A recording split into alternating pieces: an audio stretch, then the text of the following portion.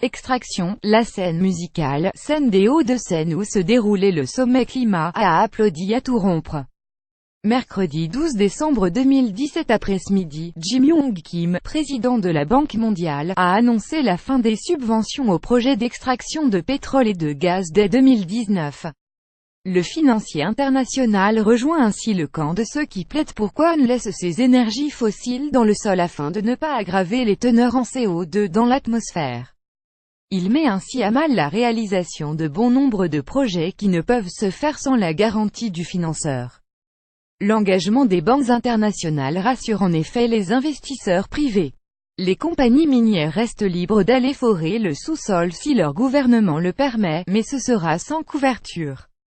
Ce rôle essentiel des banques multilatérales a été souligné tout au long de ce sommet climat destiné à célébrer les 2 ans de l'accord de Paris à la COP21, le 12 décembre 2015. En 2 ans, le bilan de l'action internationale n'est pas fameux. Après avoir stagné pendant 2 ans, les émissions de gaz à effet de serre ont augmenté de nouveau en 2016. Nous sommes en train de perdre la bataille, s'est alarmé Emmanuel Macron, en préambule des débats menés en présence d'une 50aine de chefs d'État. On ne va pas assez vite et dans 50 ou 60 ans, des chefs d'État ici présents auront disparu avec leur population.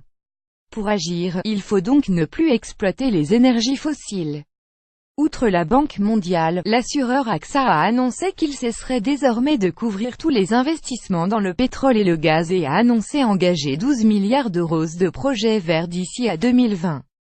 Laisser le pétrole et le gaz sous terre, il faut donc aussi financer tous les projets dans les énergies vertes non émettrices de CO2.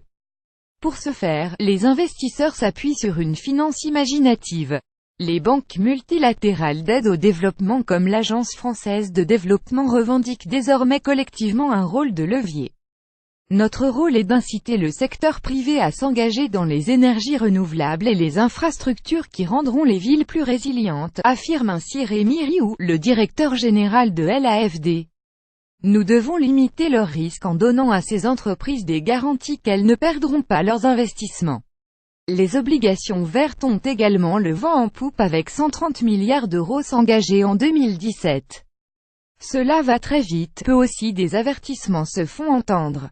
Il va falloir surveiller l'utilisation de cet argent, qui pourrait être détourné vers d'autres usages moins écologiquement vertueux. La complexité de l'emploi des sommes qui sont en train de s'orienter vers le climat a été très fortement soulignée par les intervenants. Les financeurs redoutent que les investissements ne soient détournés de leur but initial ou terminent dans des circuits de corruption.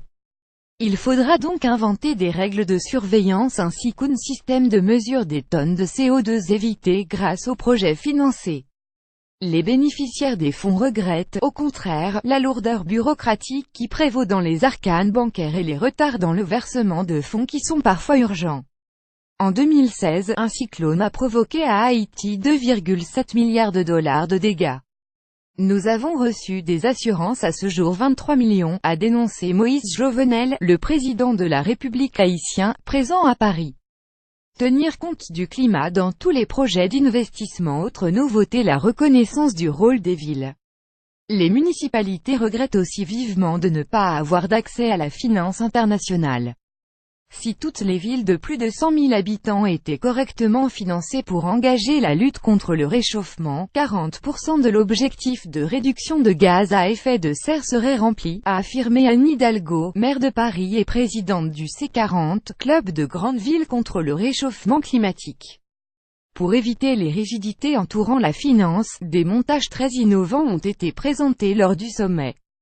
Ainsi, le programme Urbis, mené par la Commission européenne, marie cette instance communautaire politique à l'Association du Pacte mondial des maires, à la Banque européenne de reconstruction et de développement BERD et à la Banque européenne d'investissement pour financer 600 millions d'euros de projets d'infrastructures urbaines, gestion des déchets, énergie, accès à l'eau, principalement dans les villes africaines.